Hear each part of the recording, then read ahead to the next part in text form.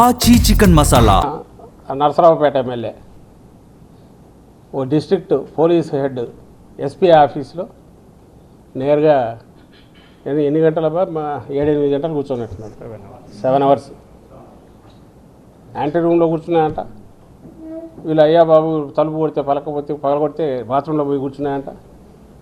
ఏం చేయలేకపోయారు. పైగా ముఖ్యమంత్రిని ఉంచుకున్నాడు చంద్రబాబు నాయుడు. ఇది కరెక్ట్ పద్ధతి కాదు అని ఏదో హితవు చెప్తున్నాడు. లేదా ఆగ్రహం వ్యక్తం చేశాడంటారు. ఈనాడు జ్యోతిలో వాటిలో వస్తుంది. ఆయన సీరియస్ అయ్యాడు, ఆగ్రహం వ్యక్తం చేశారు అని అంటారు. అయిపోయింది. ఇట్లా చెప్పుకుంటూ పోతే వందలు వేలు దేనికి వీటికి సొల్యూషన్ ఉండట్లా. మన అదే మన మీడియా, మన ప్రధాన కార్యదర్శి, పార్టీ ప్రధాన కార్యదర్శి మీడియా చూసుకున్న శ్రీహరి చూసింటారు. ఆ రోజు కనీసం నాకు తెలిసితే 100-200 మంది పోలీసులు ఎక్కడి నుంచి అనకాపల్లి నుంచి పిలిపించినారట, కుప్పం నుంచి వచ్చినారు, ఇక్కడ వాళ్ళు తాడేపల్లి. మళ్ళీ అక్కడికి పోయినాక 100-200 మంది పోలీసులు ఏది శాంతి భద్రతలు పరిరక్షించడానికి. ఆ సమయంలో వైఎస్ఆర్సీపీ వీళ్ళు ఏదైనా అల్లలు చేస్తారని మరి ఎందుకు తెలియదు. సామాన్యులకు ఎక్కడన్నా రక్షణ ఉందా? ఇంతింత 100 మంది పోలీసులను ఏదైనా వాళ్ళ సెక్యూరిటీ కన్నా వాడుకుంటున్నారు, లేదా వైఎస్ఆర్ కాంగ్రెస్ పార్టీ నాయకులను, కార్యకర్తలను ఇంకా వాయిస్ రైజ్ చేస్తే ఇతర వేరే ప్రతిపక్షాలు కూడా అదే పని చేస్తారు. సామాన్యులకే దిక్కు లేదని ఎందుకంటున్నా అంటే కనీసం వాళ్ళ వరకు వదిలేయచ్చు. మా ప్రతిపక్షంగా అంటే క్వశ్చన్ చేస్తున్నాం, వాయిస్ రైజ్ చేస్తున్నాం, వీళ్ళు ఏమన్నారు సంఘటితమై ఉన్నారు కాబట్టి ప్రజలకు ఏదైనా మెసేజ్ పోతుందని భయపడినారనుకోవచ్చు. ఒకడెవడన్నా నాకు ఇబ్బంది కలిగిందని ఒక సామాన్యుడు పోతే అక్కడైనా కనీసం చూపుతారంటే దాంట్లో పూర్తి ఇంకా రివర్స్.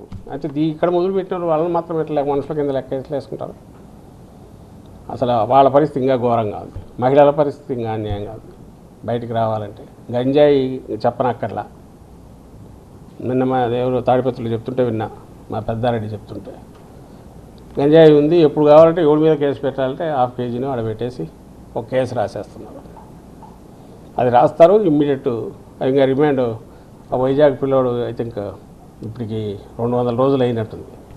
ఖచ్చితంగా అంటే ఎందుకు ఇవన్నీ కావాలని వీళ్ళు చేస్తున్నారని అనగలుగుతున్నామంటే కరెక్ట్ ఒక దాంట్లో బెయిల్ వచ్చే టైంకి ఓ పీటీ వారెంట్ తీసుకొని వస్తారు.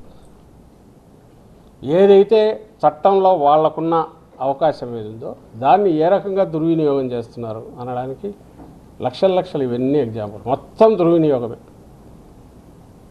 వాళ్ళ సిస్టమ్ వాళ్ళది వాళ్ళు ప్రొటెక్ట్ చేసుకోవడానికి, వాళ్ళని పొలిటికల్ ప్రాసెస్ని సాటిస్ఫై చేయడానికి ముఖ్యమంత్రిని కానీ, ఆయన వెనకమ్మడి ఉండేవాళ్ళు కానీ, మంత్రులు కానీ, ఎమ్మెల్యేలు కానీ వాళ్ళని సాటిస్ఫై చేయడానికి, వాళ్ళు చేసే దోపిడీని ఎవరు క్వశ్చన్ చేయకుండా ఉండడానికి ఎంటైర్ సిస్టమ్ని మిస్యూజ్ చేస్తున్నారు. అందులో టెర్రరైజ్ చేయాలని చేసే ప్రయత్నంలో పార్టీ నిన్న నర్సీపట్నంలో కూడా జరిగింది. ఇవేమి చెల్లవు అసలు. కుక్కలం ఎన్నిసార్లు కొడతావు, ఎన్ని తప్పుడు కేసులు పెడతావు, పెట్టుకొని ఇంకా రావడం మొదలయ్యే కొద్దీ అదే ఓ ప్రభంజనం మాదిరి అవుతుంది. ఆచి చికెన్ మసాలా.